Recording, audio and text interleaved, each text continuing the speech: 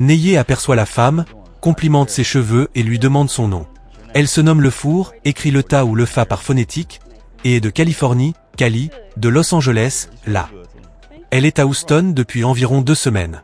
Elle exprime son aversion pour Houston, le trouvant plein de trafic et de monde, même en comparaison avec là. Et elle répond, j'ai un homme. Neye respecte son engagement, j'ai un homme. D'accord. Je respecte cela. Bonne journée.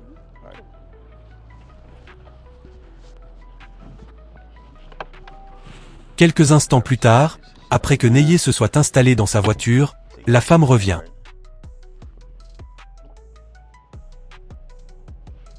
Neye lui rappelle qu'elle a dit qu'elle avait un homme.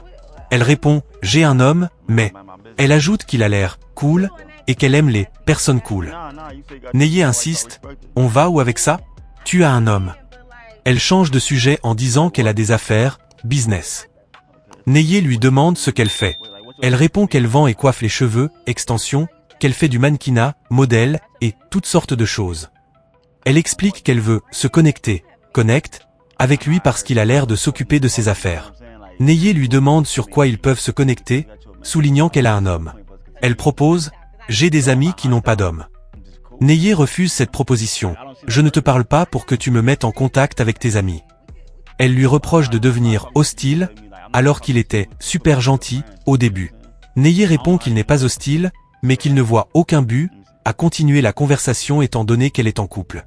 Elle continue d'insister pour qu'ils se connectent sur leurs affaires et offre de lui montrer ses amis sans homme. La femme est une profiteuse d'opportunités et hypocrite sociale. Elle a immédiatement stoppé l'approche initiale en déclarant être en couple, ce qui était la bonne réponse. Cependant, son retour immédiat après avoir vu la voiture révèle que son engagement est conditionnel à ce qu'elle ne perde pas une opportunité de statut. L'insistance sur le « connexion d'affaires » est une justification pour tenter d'obtenir les avantages d'une relation avec un homme riche, ou perçu comme tel, sans avoir à mettre fin à sa relation existante. Proposer ses amis est une tentative de sauver la connexion en agissant comme une marieuse pour prouver son utilité et maintenir Neye dans son cercle social et professionnel, ce qui est une tactique de réseautage opportuniste. La femme montre à Neye ses amis qui n'ont pas d'homme, défilant les photos sur son téléphone. Elle lui montre une amie, expliquant qu'elles sont partout, Houston, Floride, et qu'elles bougent partout. Elle lui montre une autre amie et dit « C'est mon amie, ma maman, Mommy », indiquant un lien très fort. Neye est séduit par cette amie, Imani. La femme assure qu'elle ne fait pas de « cloisonnement », gatekeeping, de ses amis et que c'est essentiel pour aller de l'avant dans la vie. Elle révèle qu'Imani est d'Austin, qu'elle est célibataire et prête à se mêler, ready to mingle. Neye s'assure qu'Imani est au courant et qu'elle cherche un homme. Elle confirme qu'Imani a 26 ans. Neye, qui a 28 ans, lui demande ce qu'elle va lui dire à son sujet. Elle répond qu'elle va lui dire qu'elle a vu un homme avec des tresses, bien habillé, head to toe, et qui s'occupe de ses affaires. Neye insiste pour savoir pourquoi elle le met en contact avec son ami. Il lui demande si elle fait ça avec tous les hommes. Elle répond que c'est parce que son V8 et sa tenue vestimentaire sont bien assortis. Neye lui demande « Si je n'avais pas ça, alors quoi ?» Elle avoue « Tu ne le ferais jamais ». Neye met en lumière le fait qu'elle ne le met en contact avec son ami que parce qu'il a l'air d'avoir de l'argent. Elle ne nie pas « oui ». Neye utilise l'exemple de lui portant sa tenue vestimentaire coûteuse, mais conduisant une Nissan ordinaire, ça ne va pas ensemble. Elle confirme que cela prouverait qu'il a dépensé son argent sur la tenue et pas sur la voiture. Neye comprend que l'apparence de la richesse est l'élément crucial pour elle. Elle tente de se justifier en disant qu'elles sont toutes des « boss babes », femmes d'affaires indépendantes, et qu'elles ont leur propre entreprise. Cependant, elle ajoute la condition sine qua non. Tu dois avoir cet aspect pour être en conversation avec nous. Elle lui dit qu'il devrait prendre cela comme un compliment. Neye accepte d'être présentée à son ami, à condition qu'elle comprenne qu'il ne paiera pas pour tout. Elle lui dit qu'Imani fait les ongles et qu'elles sont toutes indépendantes. Neye insiste, « Je veux m'assurer que je ne paie pas pour tout ». Elle insinue qu'il paiera peut-être pour son anniversaire et Noël, mais elle assure qu'il ne paiera pas pour tout le temps. Neye conteste l'idée que les dépenses ne reviennent qu'à lui, même pour les cadeaux. Il insiste que Noël et les anniversaires sont leurs jours à tous les deux, et que son ami doit aussi m'acheter des choses. Il est d'accord pour payer au quotidien, mais lui demande ce que son ami va faire. Elle répond, elle va travailler.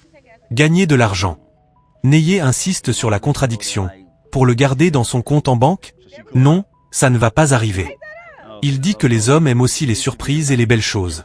Il lui rappelle que selon elle, il devrait payer pour tout pendant qu'elle garde son argent.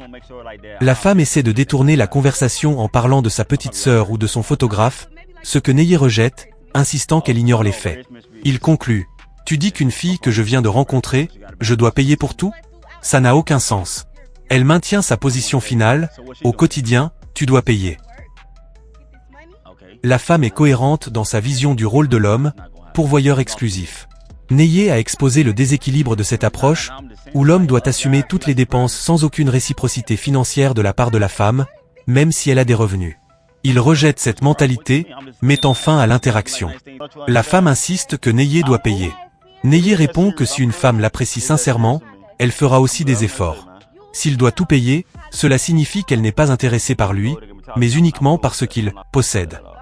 Il refuse d'aller plus loin: « Je suis bien. Passe une bonne journée, chérie. » Il la qualifie de chercheuse d'or, gold digger. Elle reste là et refuse de partir, insistant que ce n'est pas si grave, et qu'elle n'est pas du tout comme ça. Neye lui rappelle que tout ce qu'elle a dit démontre son intention de chercher de l'or. Elle essaie de le séduire en parlant de l'année 2026, 2025 à l'époque, et en lui disant qu'il doit avoir quelque chose qui se passe. Neye insiste sur sa règle: « Je ne serai pas celui qui doit tout payer. » Il lui dit que sa définition du rôle de l'homme, que les femmes doivent creuser, est une mauvaise situation. Elle se défend en disant qu'elles sont des boss babesses, femmes d'affaires, indépendantes. Neye retourne l'argument: « S'il y a tant de femmes d'affaires, pourquoi dois-je tout payer? Si tu es une patronne, tu n'as pas de problème à payer, n'est-ce pas? » Elle tente de négocier en disant que cela peut se discuter, mais Neye insiste qu'il n'y a pas de discussion possible si l'on est une patronne. Neye met fin définitivement à l'interaction, lui disant qu'elle parle trop et lui souhaitant une bonne journée. La femme est catégorisée comme une chercheuse d'or à cœur ouvert. Elle a refusé d'admettre la réciprocité financière, même en se qualifiant de femme d'affaires indépendante. Neye aborde une femme, la complimente et lui demande son nom. Elle s'appelle Sabrina et est de Détroit. Elle est à Houston depuis quelques mois pour l'école d'infirmière, car Houston possède l'une des plus grandes communautés de soins infirmiers. Neye lui demande si elle est célibataire, et elle répond oui, depuis presque 3 ans. Neye est surpris qu'elle n'ait trouvé personne avec qui vibrer, vibe with, en 3 ans, étant donné qu'elle est à la recherche de quelqu'un. Elle confirme qu'elle n'a trouvé personne qui en vaille la peine. Neye lui demande si elle pense qu'ils pourraient vibrer ensemble, ce qu'elle confirme. Neye remarque son corps d'athlète et lui demande si elle va au gym. Elle répond qu'elle y va 4 fois par semaine. Neye lui demande son numéro de téléphone. Elle répond de manière inattendue: « En fait, c'est fou. Laisse-moi plutôt avoir le tien. » Neye est étonné que ce soit la première fois qu'une femme lui demande son numéro dans ses vidéos. Il lui propose de monter dans la voiture pour parler un peu plus si elle a le temps. Elle accepte, et il l'assure qu'il n'est pas bizarre, weirdo.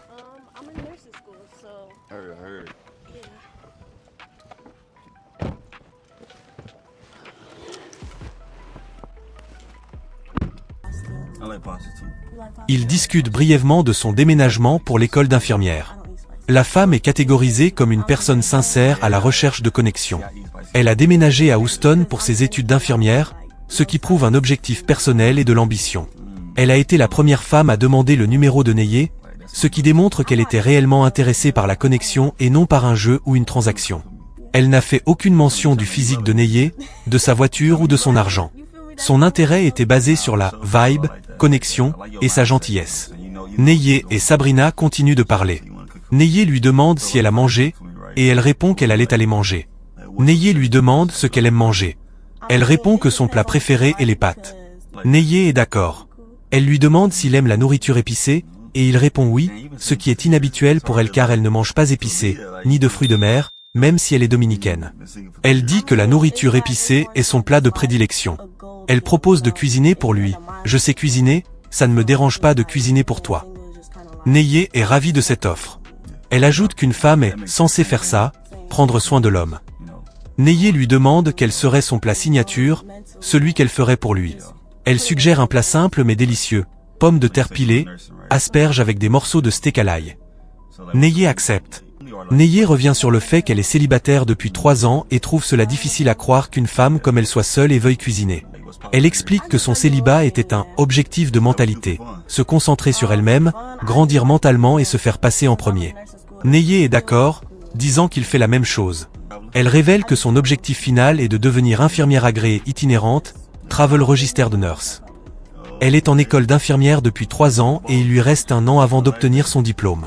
Elle vit seule à Houston, tandis que Neye a de la famille, mère, tante, cousin, dans la région. Sabrina et Neye continuent de se connecter. Sabrina demande à Neye de lui montrer les lieux puisque, même si elle vit à Houston depuis quelques mois, il y a vécu plus longtemps qu'elle. Neye répond en lui disant qu'il a besoin de connaître ses intérêts. Elle explique que, étant donné qu'elle est en école d'infirmière, elle passe la plupart de son temps au gym, qu'elle considère comme une thérapie. Neye est d'accord pour dire que le gym est thérapeutique.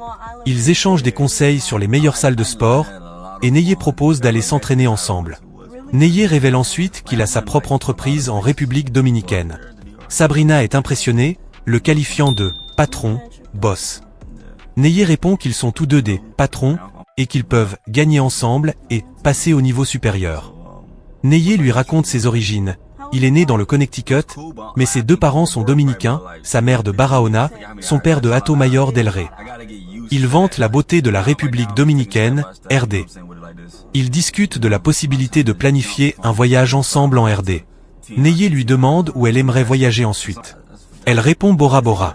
Neye avoue qu'il n'y est jamais allé à cause de la longueur du vol, environ 10 à 15 heures. Il lui demande comment elle a géré le vol pour la RD, et elle répond qu'il n'était pas si long. La femme est une personne sincère, ambitieuse et indépendante. Elle a déménagé pour l'école d'infirmière, se concentre sur ses études et son bien-être physique, le gym, ce qui indique une maturité et des objectifs personnels. Elle a immédiatement proposé de cuisiner pour lui sans qu'il le demande et a pris l'initiative d'échanger les numéros, démontrant un intérêt sincère et une volonté de prendre soin de son partenaire.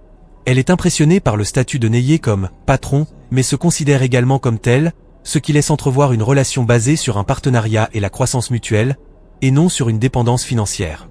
Neye explique à Sabrina qu'il doit s'habituer aux longs vols et qu'il ne veut pas se lancer immédiatement dans des vols de 10 à 20 heures, c'est pourquoi il n'est pas encore allé à Dubaï, 17 à 18 heures de vol. Il lui demande où elle a déjà voyagé. Elle cite le Costa Rica, les îles Turques, Tulum et Cabo, Mexique. Neye lui dit qu'il veut remplir son passeport de tampon. Elle accepte. Puisqu'elle se dirige vers le gym, Neye lui propose d'aller manger rapidement avant leur séance. Elle accepte de manger, et ils conviennent d'aller chercher des pâtes, son plat préféré, dans un restaurant qui n'est qu'à 1 minute. Neye revient à son statut de célibataire. « Tu es célibataire depuis 3 ans? Tu ne parles à personne en ce moment ?» Elle répond qu'il n'y a rien de sérieux en cours, mais quand Neye lui demande si elle parle à quelqu'un, elle dit « peut-être » et « rien de sérieux », cependant. Neye apprécie son honnêteté et lui dit qu'il lui parle certainement, mais que ce n'est pas sérieux non plus. Sabrina est l'une des rares femmes qui ne semble pas se concentrer sur l'argent ou le statut de Neye. Neye aperçoit une femme et décide de l'aborder en la complimentant. Il lui demande son nom. Elle est immédiatement hostile et refuse de lui parler, lui demandant pourquoi il l'interroge. Neye essaie de plaisanter en disant qu'il est nouveau ici et qu'il cherche de nouvelles amies, mais elle continue de le rejeter. Neye s'éloigne en se disant qu'elle a probablement un homme.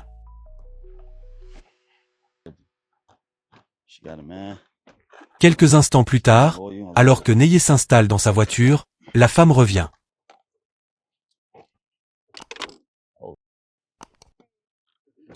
Elle demande « Tu conduis ça ?» Neye confirme. Neye la confronte « Qu'est-ce que ça a à voir avec quoi que ce soit ?» Elle avoue qu'elle pensait qu'il était un « clochard », sur le trottoir. Neye lui demande ce qu'il y a chez lui qui l'a fait penser qu'il est un clochard. Elle répond que « tant de gens » et s'arrête. Neye insiste pour qu'elle s'explique. Elle se justifie en disant « Je te vois conduire une belle voiture ». Neye lui demande ce qu'elle a à lui offrir. Elle répond « Tu sais, prendre soin de moi ». Neye est choquée et lui demande « Pourquoi ferais-je ça? Je ne te connais même pas ». Elle insiste pour qu'ils apprennent à se connaître maintenant. Neye la confronte directement. « Pourquoi voudrais-je continuer la conversation si tu dis que tu veux que je prenne soin de toi? C'est tout ce qui t'intéresse, n'est-ce pas ?» Elle propose « Donne-moi une chance ». La femme est catégorisée comme une opportuniste superficielle et exigeante. Elle a été grossière et hostile lorsque Neye était à pied, mais est revenue immédiatement et s'est adoucie après avoir vu sa voiture. Elle a explicitement avoué qu'elle le jugeait un « clochard » jusqu'à ce qu'elle voie la voiture. Elle a directement demandé à Neye de « prendre soin d'elle », la financer, comme sa contribution à la relation. Neye confronte la femme sur son manque de sens, lui demandant pourquoi il lui donnerait une chance après qu'elle ait clairement exprimé qu'elle cherchait un homme pour la financer. Il insiste sur le fait qu'il n'est pas ce genre de gars. Elle essaie de se rabattre sur une relation des amitiés. Neye refuse, soulignant l'hypocrisie. Au début, elle a dit qu'elle ne pouvait pas avoir d'amis, mais maintenant qu'elle a vu la voiture, elle veut être amie. Elle essaie de proposer ses amis, mais Neye refuse de nouveau, ne comprenant pas où cela mènerait. Elle essaie de faire comme si de rien n'était en disant « pas comme ça », cependant, en parlant de sa demande de soutien financier. Neye lui demande ce qu'elle veut dire, car il n'a rien dit de tel. Elle demande « recommençons ». Neye refuse catégoriquement de recommencer, lui disant qu'il peut lui pardonner, mais qu'il ne peut pas oublier ce qu'elle a dit. Il lui rappelle qu'elle est concentrée sur l'idée d'avoir un homme qui parraine sa vie. Il lui demande « quel est mon nom ?» Elle ne le sait pas. Elle veut qu'un homme la parraine, mais elle n'a même pas pris la peine de lui demander son nom. Il conclut qu'elle ne cherche pas vraiment à le connaître, et qu'elle essaie seulement d'obtenir quelque chose de lui. La femme est confirmée comme une opportuniste superficielle qui valorise uniquement le statut financier de l'homme. Son incapacité à nommer Neye ou à exprimer un intérêt au-delà de sa voiture et de son portefeuille était la preuve finale qu'elle n'était qu'une chercheuse d'or. Neye demande à la femme pourquoi il devrait continuer la conversation avec elle. Elle lui demande « pourquoi pas ?» Neye insiste « est-ce que ça vaut la peine ?» Il ajoute qu'elle peut être belle, mais que ça va au-delà du physique. Elle se plaint à nouveau qu'elle a chaud. Neye lui demande directement « tu veux monter dans ma voiture et quoi ? Juste parler ? J'accorde beaucoup de valeur à mon temps. Est-ce que ça vaut la peine de continuer la conversation avec toi ? » Elle répond « je pense que oui. Je suis revenu. » Neye la met au défi une dernière fois, sans intention réelle. « Tu veux une pirouette ? Laisse-moi te vérifier, voir si tu fonctionnes. » Elle est confuse et lui dit « ralentis. Tu vas trop vite. Je suis bien. Passe une bonne journée. » La femme quitte la voiture, et Neye conclut l'interaction en s'adressant à la caméra. Il exprime son étonnement face à ce que la femme a dit et pensait pouvoir monter dans sa voiture après avoir demandé qu'il la finance. Il ajoute qu'elle n'est pas du tout son genre, et qu'elle lui donne des ondes de chercheuse d'or, gold digger vibe, un type de femme qu'il pense pouvoir repérer en 2025. L'interaction se termine par le rejet catégorique de Neye envers la femme. Son ultime tentative de séduction, en revenant, a été vaine, car Neye a jugé qu'elle n'apportait aucune valeur au-delà de sa superficialité et de ses exigences financières.